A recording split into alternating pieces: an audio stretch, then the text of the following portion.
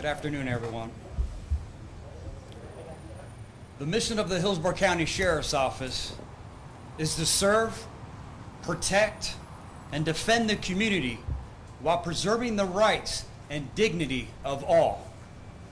When a member of the Sheriff's Office fails to uphold these principles and acts outside of our established policies and procedures and violates the law, we will take swift and appropriate action, and such is the case today. Sergeant Yannick Amin, who clearly violated our mission and broke the law, was arrested earlier and is charged with aggravated assault with a deadly weapon. And his employment with the Hillsborough County Sheriff's Office has been terminated. Sergeant Amin's actions, the violation of public trust, and dishonoring of his oath to serve and protect is despicable. It's important to share with you that the complainants in this case are all fellow law enforcement officers who acted immediately and reported this incident. Before I go into the events of the last 24 hours, I want to thank the deputies who immediately came forward to report this most egregious incident. We expect, we demand that our deputies uphold the highest level of professionalism, and that means intervene when another law enforcement officer, even a supervisor, betrays the public trust and theirs. The Hillsborough County Sheriff's Office has a long-standing policy in place that requires personnel to intervene when they witness violations of our policies and our professional standards. In recent weeks, we re-emphasized this training through a training video that we required all personnel to watch. As I take you through the chronology of the events in just a moment, you will see that the policy and the training we provide worked. Within the last 24 hours, at the intersection of North Nebraska Avenue and Annie Street, we encountered an African-American male suspected of leaving DACO Behavioral Health Center after he was inadvertently transported there from our detention facility. This individual was escorted to the ground after he was found hiding behind a trailer, taken into custody and being held in a prone position where deputies attempted to positively identify him. Initially, he refused to confirm his identity. He was not armed and made no aggressive actions towards our deputies. Sergeant Amin, who was kneeling next to the victim, pointed his firearm at the victim's head and threatened his life simply because he refused to identify himself. Deputies and another supervisor who were on scene intervened to de-escalate this situation and were eventually able to positively identify the subject.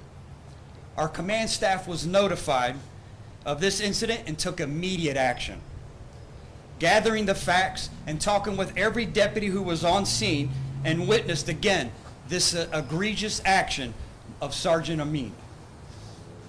And with the exception of the victim, all of the witnesses from this incident are sworn law enforcement personnel. The victim has been cooperating and confirmed that he was in fear for his life. I want to acknowledge that even though the victim of this crime is an arrestee, he is entitled to the same protections and rights of any victim of a crime. Last night, Sergeant Amin was immediately taken out of service, and we look for any additional evidence beyond the witness statements. We have been unable to locate any video evidence in this incident. However, witness statements from our personnel did confirm the allegations of the victim. As I stated, Sergeant Amin has been arrested shortly before this press conference, and I have terminated his 21-year employment with the Hillsborough County Sheriff's Office. As a result of this case being a criminal investigation, I'm very limited in what information we can share. There is no question this incident is detestable and not representative of who we are as a law enforcement agency. The nearly 4,000 men and women of the Hillsborough County Sheriff's Office are so very proud to serve and protect our community. When a member of our team violates their oath and breaks the law, it erodes the trust that we work so hard to earn each and every day. I will always fight for and protect victims while relentlessly pursuing lawbreakers, even if the lawbreaker is a law enforcement officer. I will now take any questions, and again, just ask you to please be sensitive to the fact that this is an active criminal investigation, so I am extremely limited on what I can share. Sheriff, is there any video of this incident, and what was the explanation the sergeant gave for doing this? There is no video of this incident. Unfortunately, our body cameras that we have purchased are arriving in mid-August. We will start that implementation phase, but there is no video evidence of what occurred.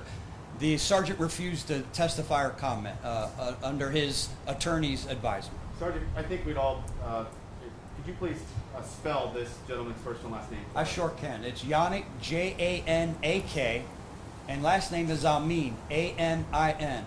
Again, a 21-year veteran with the Hillsborough County Sheriff's Office, and we will provide you with his internal affairs history, which is extremely minimal and has no prior history of any type of excessive uses of force. Were there any, when it comes to the deputies who were on the scene, how did they describe it, and what so bothered them about this incident? What I think bothered them the most is how egregious it was. You have a person on the ground in a prone position, and you have a sergeant with his firearm pointed towards the individual's head, inches away from his head, telling him that if he didn't provide his name, he was going to splatter his brains all over the concrete. He said those words. He said those words. When you say the other deputies intervened, do you mean they reached in and grabbed him? What exactly did they do? They didn't reach in and grab him. What they did is a beautiful job of de-escalating the situation. He was so upset that the individual refused to provide his name. We have rapid ID mechanisms that we use. We can put his finger, and within seconds we'll know who he is. So the corporal that was on scene, one of them that came forward, said, "Hey, hold on a second, Sergeant, I'll go get this rapid ID. We'll find out who he is." The one detective on scene said, "Sergeant, I know who he is. That's the person. It's my case. That's him. That's him." Trying to de-escalate again the situation. Continue to de-escalate the situation by saying, "I have him," took custody of him, began walking him back towards the vehicle.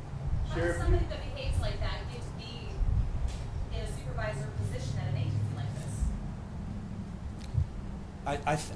this? He's been an exemplary employee. He's got a great career here at the Sheriff's Office. He's been a dependable, he's a loyal employee. I don't think this incident is indicative of who Sergeant Amin is, but regardless, that doesn't mean it only takes one incident to, again, violate that oath that you take and violate the public's trust and again, break the law. Do you encourage your officers, if they're having that kind of a day, not to bring it into work to stay home? I mean, it sounds like you brought... Obviously, we always do that, and I think we've done a beautiful job, again, over the past couple years, providing a lot of treatment. You know, we have a social worker that's on staff here. There's so many resources out here. We provide so many healthy alternatives to our employees. Yoga classes, meditation, personal training, boxing. We do a lot of, we do everything we can to provide those healthy alternatives that if an employee says, "Hey, I need some help," regardless of what it is, there is absolutely no reason to not get help because there's plenty available. No reason for it to do. There's absolutely no reason, no excuse, no justification why this sergeant acted the way he did. Victim Last name, question. victim name, Sheriff, and also you said he was inadvertently taken to a mental health facility from detention. Can you give us some background or explain why he was dropped off at the wrong spot? I can, and the first question was the victim's name. Unfortunately, under Marcy's law, I can't provide you the victim's name. I can't even provide you his age because since he's in our detention facilities, it wouldn't take long probably for you to figure that out as well. So I can only tell you that he's a black male. Inadvertently, we're looking into now, reviewing some policies and procedures, and it is now also, there will be an internal affairs investigation into what occurred this evening. Part of that internal affairs investigation will also be the events that led up to him inadvertently being transported to a rehabilitative facility like DACO when he wasn't on the list to attend that facility. Do you think he understood the commands being given to him, let's say before the gun was drawn and all that? Do you think he was capable mentally of understanding what was being asked of him? I see what you're getting at, and I assure you, he wasn't being uncooperative. The bottom line, and there was no reason, no rationale or justification why anyone had to point a gun at his head and threaten his life simply because he refused to identify himself. And per his statement, he refused to identify himself because he was scared to death. Is he able to get a job at a different sheriff's department if he tries to? That's hard for me to say. He now will have to face the criminal ramifications of what occurred. He then, at the same time, everyone's license or certification of being a law enforcement officer in the state of Florida, the Criminal Justice Standards and Training Commission up in Tallahassee oversees that. He will have to have a hearing there too. So it's outside of our hands or our boundaries at this time. Thank you very much, you guys. I have a media package. Race played a role here?